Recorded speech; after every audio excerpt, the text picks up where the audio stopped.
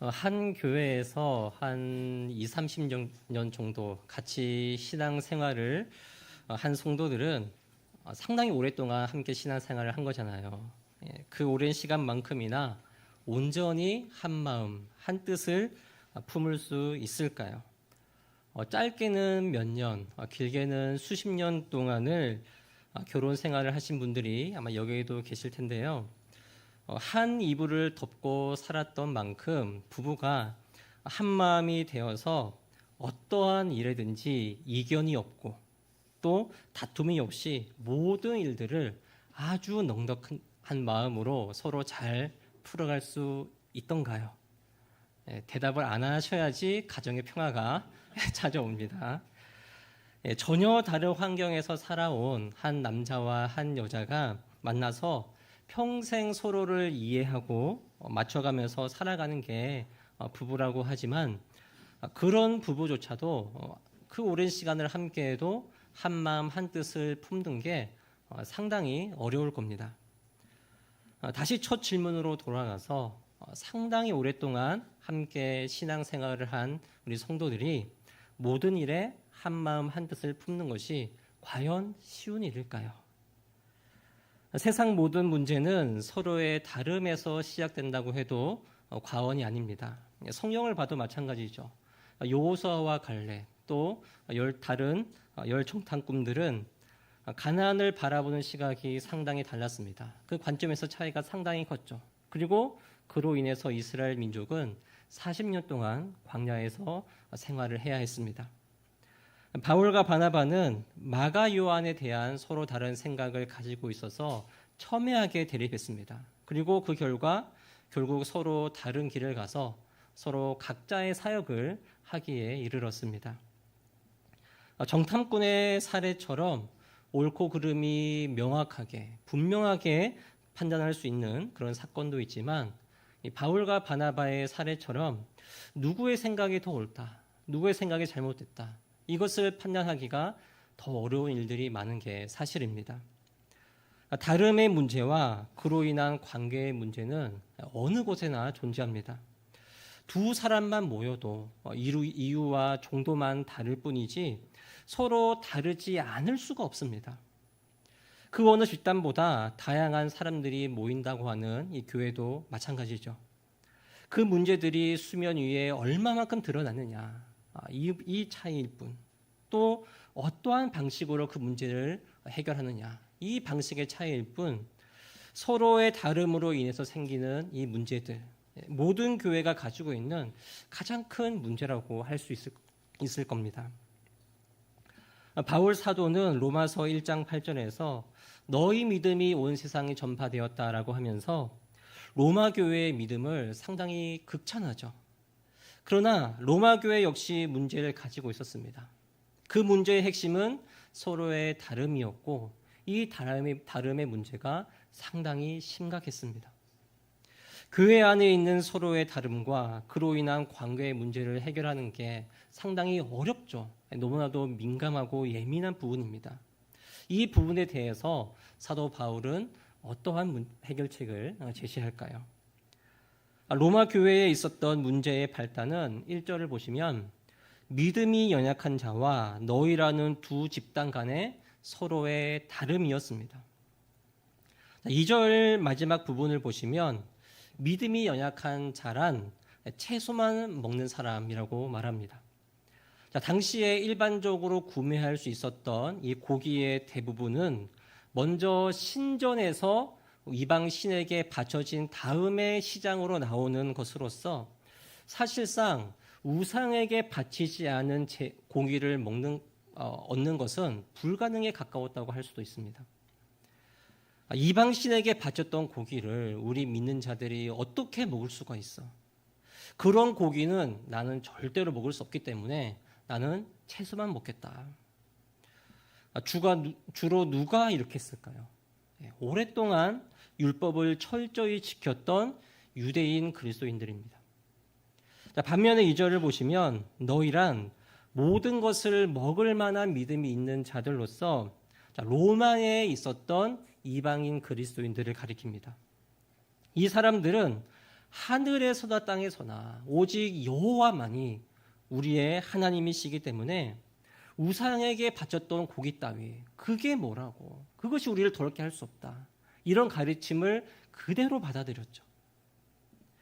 15장 1절에서 바울은 이들을 믿음이 강한 자라고 표현하는데, 진리 안에서 허용된 자유를 거리낌 없이 받아들였기 때문에 믿음이 강하다고 했고, 유대인 그리스도인들은 그러지 못했기 때문에 믿음이 연약한 자라고 표현을 했던 겁니다. 구판에서 나온 음식이나 무당집에서 나눠준 음식을 먹어도 되느냐, 현재로 따지면 이런 질문으로 바꿔볼 수 있을 텐데, 여러분도 이 질문을 받아보신다면 의견이 상당히 갈릴 수 있겠죠. 만약에 제가 그 당시에 이런 입장이 있었다면 언젠가는 먹을 것 같은데 그것을 받아들이는 게 상당히 어려웠을 것 같습니다. 고기를 얻을 방법이 없었던 당시의 상황과 또 유대인과 이방인의 이 신앙적 관점의 차이가 상당히 컸다는 점을 고려한다면 이 문제 그냥 간단히 해결할 수 있는 문제가 아니었습니다. 교회에 발생한 문제를 해결하려고 할 때 가장 우선해야 하는 기준이 무엇일까요? 이 문제가 진리와 관련된 문제인가? 이것을 가장 먼저 봐야 되겠죠. 만약 이 사항이 진리에 어긋난다면 두말할 필요가 없습니다. 진리가 훼손되는 것만큼 공동체에 심각한 문제를 가져오는 것, 그 어느 것도 없기 때문이죠. 교회는 진리의 부분에서만큼은 명확하고 단호하고 확실해야 됩니다. 진리의 문제만큼에서는 양보할 수가 없습니다. 그런데 서로의 다름의 문제, 생각과 관점의 차이 때문에 발생한 문제는 우리가 어떻게 해야 될까요? 이렇게 하거나 저렇게 해도 아무런 상관이 없는 경우, 딱히 문제될 게 없다고 생각하는 부분, 이런 상황에서는 우리가 이렇게 할 수도 있고 저렇게 할 수도 있겠죠. 그런데 만약에 어느 한쪽의 의견을 수용하고 다른 한쪽의 의견을 받아주지 않는다면, 그렇게 받아들이지 않는 사람의 경우 내 의견이 무시당했다, 그래서 나는 상처받았다, 이렇게 생각하는 경우가 있을 겁니다. 진리의 문제를 판단하는 데 있어서 이 감정을 내세우는 것 상당히 우스운 일이죠.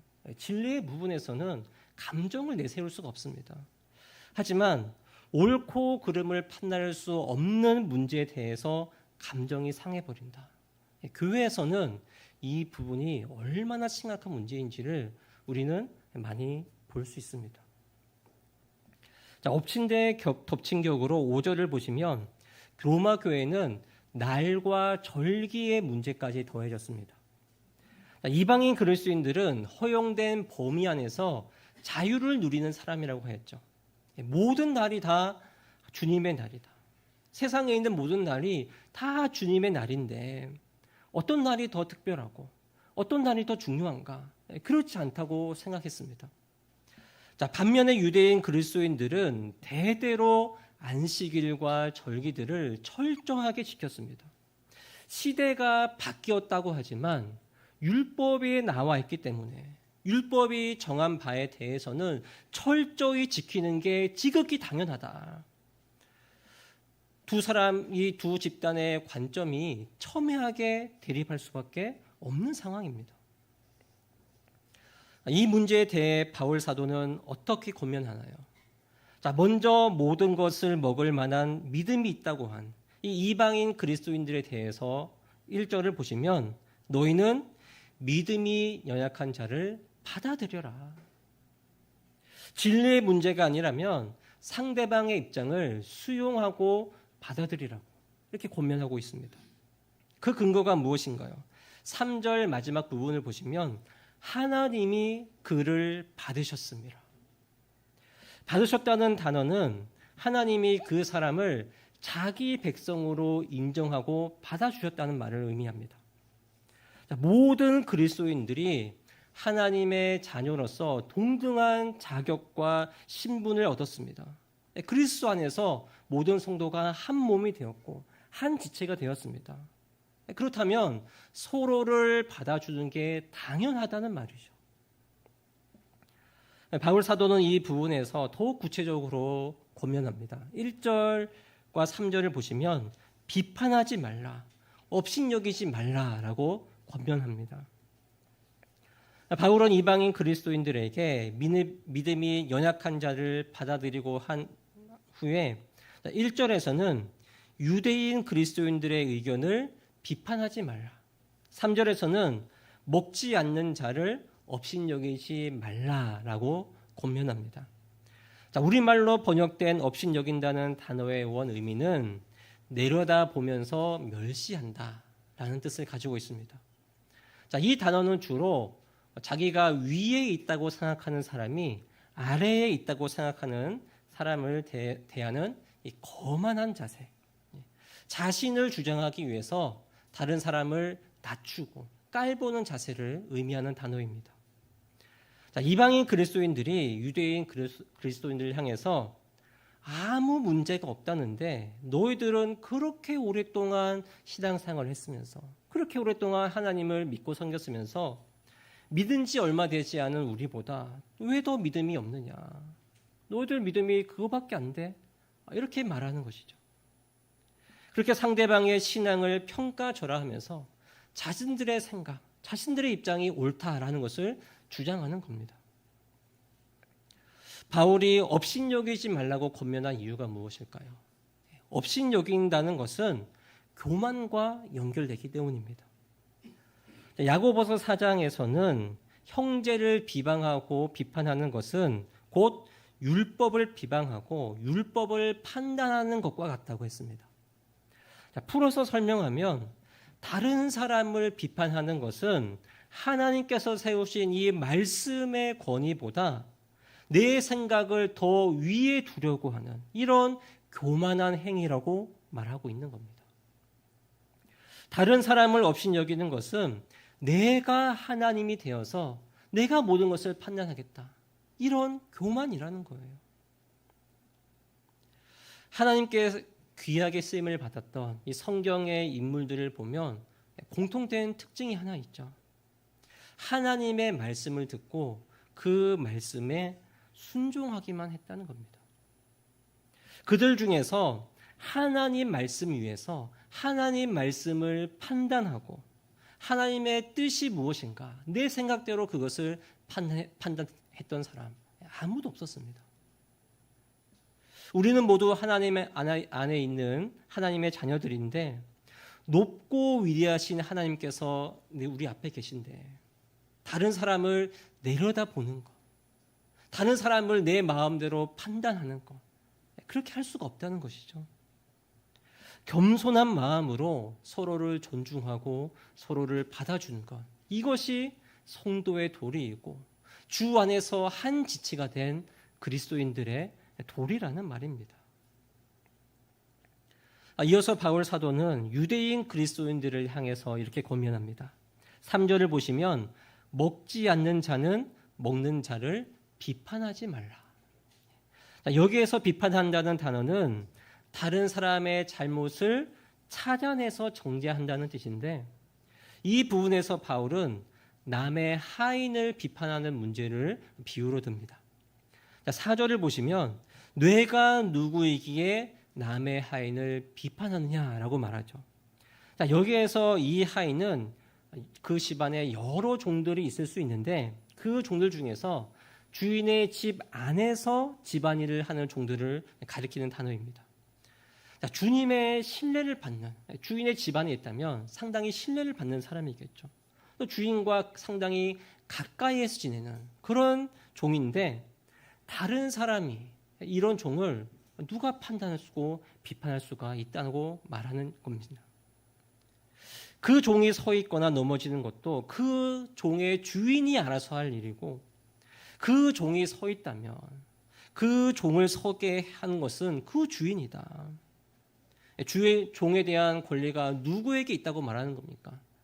주인에게 있다고 말하는 것이죠. 이것의 전제가 무엇입니까? 모든 판단은 의로운 재판장이신 하나님께 있다는 말입니다. 곧 나에게는 다른 사람의 잘못을 찾아내서 그 잘못을 정죄할 권리가 없다고 말하는 겁니다. 인간의 악한 본성 중 하나는 다른 사람을 판단하고 비판하는 것을 상당히 좋아한다는 것이죠. 그렇게 다른 사람을 판단하기 위해서, 다른 사람을 비판하기 위해서는 다른 사람의 어떤 점을 잘 보아야 할까요? 그 사람이 가진 9가지의 장점보다 한 가지 단점을 잘 보여야 할 겁니다. 다른 사람에게 장점이 여러 가지 있는 것, 그 사람들에게 좋은 점이 있는 거, 그건 당연한 거지. 다른 누군가에게 장점이 있는 거 당연한 거지. 이렇게 생각을 합니다. 하지만 단 한 가지 단점만 보여도 어떻게 저럴 수가 있는가? 어떻게 저런 단점을 가질 수 있지?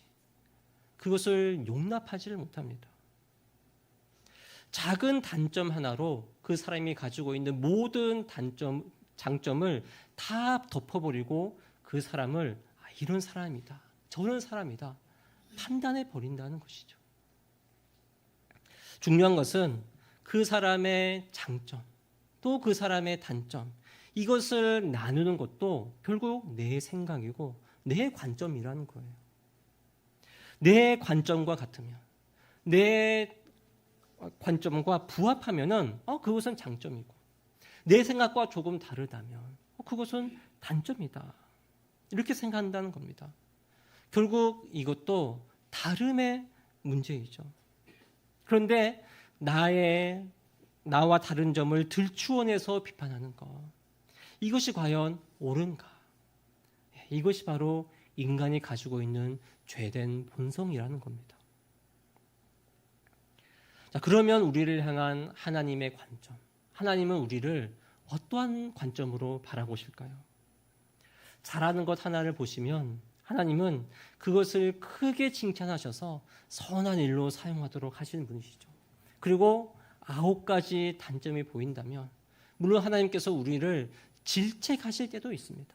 우리의 죄, 우리의 못난 부분들, 우리의 죄성을 질책하실 수도 있는데 결론적으로는 하나님께서 그 부족함조차도 이겨내게 하시고 또 성장하도록 하셔서 하나님과 교회를 위한 일에 귀하게 사용될 수 있도록 하나님께서 우리를 변화시켜 주시고 이끌어 주시는 분이십니다. 인간은 서로의 다른 부분들을 업신여기고 비판하려고 하지만 하나님은 서로의 다른 부분을 통하여서 서로의 부족함을 채우게 하시는 분이시라는 것을 말하고 있는 겁니다. 우리의 모든 연약함을 다 아시는 하나님, 아주 은밀한 죄까지도 모두 아시는 이 하나님께서도 나의 모든 단점을 덮어주시고 한 가지 장점을 부각해서 그것을 사용해 주시는 분이신데 내가 뭐라고 다른 사람들의 연약함, 이 부족한 부분들을, 다른 사람의 이 다른 부분들을 그것을 내 기준으로 판단하고 비판할 수가 있다는 말입니까? 이 비판한다는 단어의 뜻이 그 사람이 가지고 있는 이 잘못을 찾아내서 정죄하는 뜻이라고 말씀드렸습니다. 오늘 말씀을 보면서 우리가 어떠한 결단을 해야 할까요?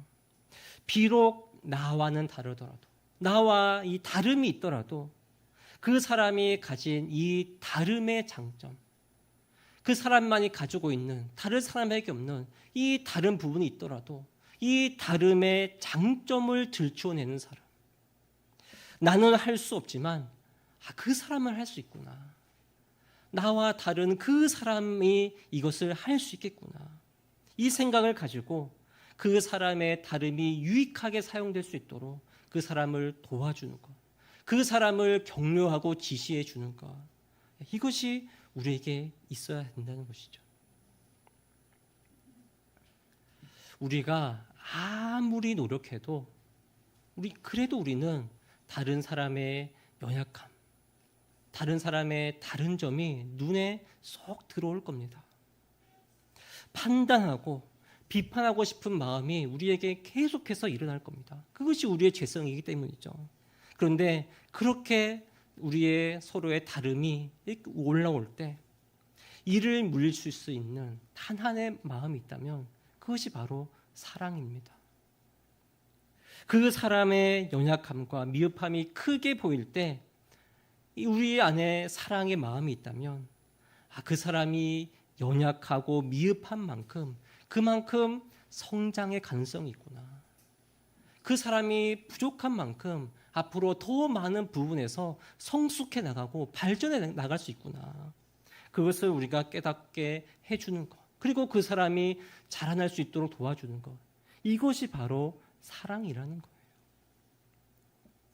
중요한 것은 이 사랑은 감정이 아니라 의지와 선택이라는 겁니다. 다른 사람이 가지고 있는 이 다름의 장점을 들추어 내겠다고 선택하고 그 사람의 다름이 선하게 사용하도록 의지적으로 돕는 것. 단점을 들춰내는 것이 아니라 장점을 내가 들춰내겠다. 그 사람의 다름이 비록 지금은 연약해 보일지라도 그 사람이 성숙하도록 내가 도와주겠다. 이렇게 선택하고 그렇게 의지적으로 도와주는 겁니다. 우리는 그리스도의 십자가 사랑이 우리의 마음의 중심에 있을 때에 선택과 의지의 사랑을 할 수 있다는 사실을 깨달아야 합니다.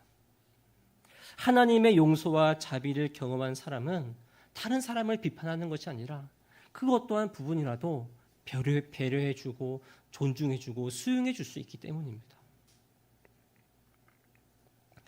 그래도 인간은 생각보다 다른 사람의 다름을 쉽게 수용하지 않으려는 존재입니다. 왜 그럴까요? 마태복음 7장 3절에서 예수님께서 비판에 대해서 가르침을 주실 때에 이렇게 말씀하시죠. 어찌하여 형제의 눈 속에 있는 티는 보고 뇌 눈 속에 있는 들보는 깨닫지 못하느냐. 티가 뭡니까? 우리 눈에 겨우 볼 수 있는 아주 작은 부스러기이고 들보는 건물 전체를 지탱하는 큰 기둥을 가리킵니다. 예수님은 인간이라는 존재는 어떠한 존재인가? 자기 자신을 제대로 보지 못한다는 거예요. 내 주장과 고집이 내 눈을 다 덮고 있어서 다른 사람의 생각이 보이지 않는 겁니다. 나는 맞고 너는 틀리니까 다른 사람의 다름을 인정하지 못하는 거예요. 우리는 다른 사람에게 있는 이 티를 빼고 싶어하는 존재이죠. 다른 사람에게 연약함이 있다면, 나와 다른 부분이 있다면 어떻게 쓰든지 그거를 빼주고 싶어합니다. 막 입이 근질근질합니다. 특히 이렇게 제일 하고 싶어하는 사람이 누구일까요? 부모죠. 부모. 우리 부모가 어리나 크나 이런저런 말들을 너무나도 해주고 싶어요. 자녀들에게 있는 티를 빼주고 싶은 거 당연한 부모의 마음일 겁니다. 왜냐하면 내 자녀가 더 잘했으면 좋겠고 더 잘 되었으면 좋겠으니까요. 그러려면 저 티만 없으면 저 작은 부분만 고치면 잘할 것인데 이런 마음을 가지고서 그 티를 빼고 싶어 합니다. 주님께서 이렇게 말씀하십니다. 뇌 눈 속에서 들보를 빼어라. 그 후에야 밝히 보고 형제의 눈 속에서 티를 빼리라. 자, 그 후에야 밝히 본다고 합니다. 성경에서 눈이 밝아지는 것, 이것을 지혜라고 가리키는데 이 지혜의 핵심은 성경에서는 분별력이라고 말하죠. 분별력은 건강하게 판단하고 건강하게 비판하는 능력을 가리키는데 이 능력이 어떻게 생길까요? 내 눈에 다른 사람의 티가 보인다. 그것은 나에게 들보가 있다는 신호입니다. 다른 사람에게서 저런 연약함이 보인다면 나에게는 더 큰 연약함이 있다는 것을 말해주는 신호입니다. 이 사실을 깨닫고 어떻게 해야 다른 사람에게서 그 티를 빼낼 수 있을까? 어떻게 저 사람에게 그 사람의 부족함을 내가 말할 수 있을까? 이것을 생각하기 전에 내가 나에게 있는 들보를 먼저 빼는 것. 이것을 보여주는 이 본을 보이는 것. 이 본을 보일 때에 이 분별력이라는 것이 비로소 생기기 시작한다는 거예요. 성숙한 사람이 다른 사람에게 있는 티를 빼줄 수 있는 것이 아니라 나의 들보를 인정하고 나의 들보를 먼저 빼는 사람, 그 사람이 성숙한 사람입니다. 내 들보를 뺀다는 것은 결국 무엇인가요? 나를 그리스도의 십자가에 못 박는 것을 가리킵니다. 나 자신을 내려놓을 때 서로의 다름은 서로를 성장하게 해주는 그런 힘이 비로소 되는 것이라는 것이죠. 바울 사도는 상대방을 업신여기지 말고 비판하지 말라고 권면했는데, 이어지는 말씀에서 더 근본적인 말씀을 합니다. 6절 말씀을 우리 다 같이 함께 읽어보도록 하겠습니다. 6절 시작. 나를 중히 여기는 자도 주를 위하여 중히 여기고 먹는 자도 주를 위하여 먹으니 이는 하나님께 감사함이요 먹지 않는 자도 주를 위하여 먹지 아니하며 하나님께 감사하느니라. 6절에서 3번이나 반복되는 단어가 있죠. 바로 주를 위하여, 주를 위하여. 어떤 날과 정기가 중요하다고 생각하면 주를 위하여서 그 날들을 중요하게 생각하고, 고기를 먹는 것도 또 먹지 않는 것도 다 주를 위하여 감사함으로 하라. 무엇을 말하는 겁니까? 그 안에서 서로 비판하면 안 되는 이유가 무엇인가? 성도와 각자 다 달라서, 우리 모두 다 달라서 그 다름으로 인해서 무엇을 생각하고 또 어떤 행동을 하고 어떤 말을 할지라도 그것이 주님을 위한 것이라면, 정말 순수한 마음으로 주님을 사랑해서 우리 주님을 위해서 그 말을 하고 행동하는 것이라면 그것을 서로 존중해 주라는 말입니다. 그 생각과 행동이 하나님께서 각자에게 주신 분량에서 나온 거기 때문에, 하나님께 감사하면서 하나님을 위한 일이기 때문에 그 사람을 비판하지 말고 주님을 위한 그 마음, 그 어떤 마음이든지 우리가 넉넉하게 받아주라고 권면하고 있습니다. 우리는 때로 이런 생각을 할 때가 있죠. 나만 주를 위해서 산다. 나만 위해서 주를 죽는다. 절대 아닙니다. 나만 위해서 주를 죽는 것도 아니고 나만 주를 위해서 사는 게 아닙니다. 우리가 주님의 한 주체로서 우리가 주님의 뜻을 품은 한 동력자로서, 한 교회로서 우리 모두 주님을 위해서 살아가고 우리 모두 주님을 위해서 죽고 있지 않습니까? 그렇다면 우리가 서로의 다름을 인정하고 서로를 존중하고 하나가 되어야 할 줄 믿습니다. 물론 자칫 이 말씀을 오해해서 교회가 성도들의 생각과 의견을 무조건 다 받아주고 수용해야 된다, 이 말을 하는 것은 아닙니다. 교회에는 엄연히 질서라는 것이 있기 때문이죠. 어떤 한 교회의 성도로서 영적 질서에 순종하고 또 그 교회에 정한 절차와 법을 따르는 것은 상당히 중요합니다. 그리고 나만큼 교회를 생각하고 나만큼 주님을 위하는 사람은 없으니까, 내가 다른 사람보다 우리 교회에서 상당히 오랫동안 더 오래 섬겼으니까 내 의견이 더 옳을 거야, 내 의견이 더 중요하고 우선돼야 된다고 생각한다면 오늘 말씀을 완전히 정확하게 정반대로 이해하신 겁니다. 오늘 말씀은 교회를 가장 사랑하는 사람, 주님을 위한 마음이 가장 큰 사람, 교회에서 가장 오랫동안 가장 많이 헌신한 사람이 먼저 자신을 내려놓고 다른 사람을 먼저 존중하라고 하는 말씀입니다. 여러분 모두 한 번뿐인 여러분의 삶을 주님을 위해서, 주님을 위한 마음으로 살고 계시지 않습니까? 주님의 피로 세우신 우리 민들레 교회를 너무나도 사랑하고 계시잖아요.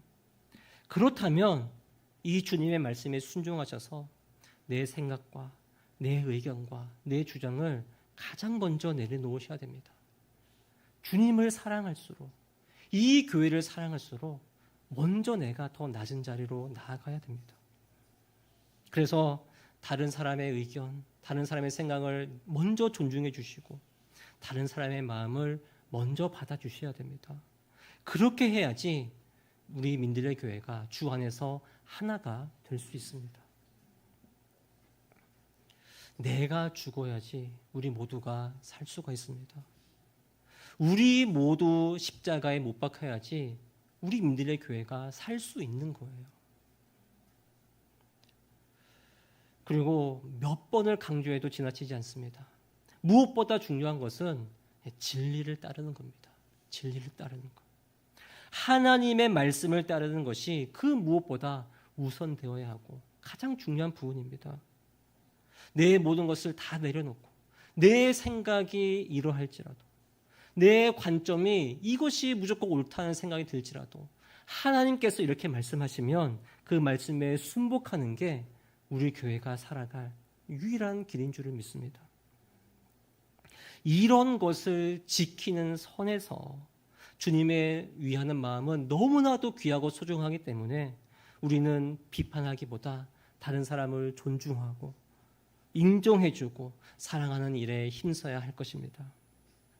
우리 민들레 교회가 모든 성도님이 주를 위한 마음을 가지셔서 그 마음으로 하나가 되고 기쁨과 감사와 은혜가 충만한 생활을 하는 그런 우리에게 주신 사명을 충성스럽게 감당하는 민들레 교회가 되기를 주님의 이름으로 축복합니다. 이 성경 구절을 읽어드리면서 말씀을 마치려고 합니다. 쉬운 성경 버전입니다.